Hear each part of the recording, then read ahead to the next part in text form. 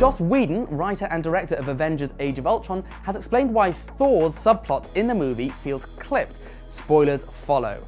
Now, speaking on the Empire podcast, Whedon revealed the original cut for Age of Ultron was a lot longer. There was a 195-minute cut of this movie. In regards to the Thor/Eric subplot, the original scene was that Thor went to speak to the Norn, and how it would work was that he'd go into the pool and the Norn possess him, basically, and Eric Selvig asked all the questions, and the Norn, speaking through Thor, give the answers.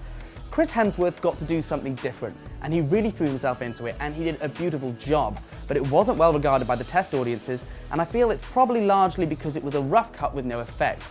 But because it's also something that in a Thor movie would work brilliantly, but in this movie is just a little too left of centre. Now, we know that Loki shot scenes for Age of Ultron too, but they were ultimately cut. More revealing, though, are Whedon's comments about how he had an unpleasant clash with Marvel executives over including Thor's dream sequence and the Hawkeye farm scenes. The dreams were not an executive favourite. The dreams, the farmhouse, these were things I fought for. With the cave, they pointed a gun at the farm's head and said, "Give us the cave." They got the farm.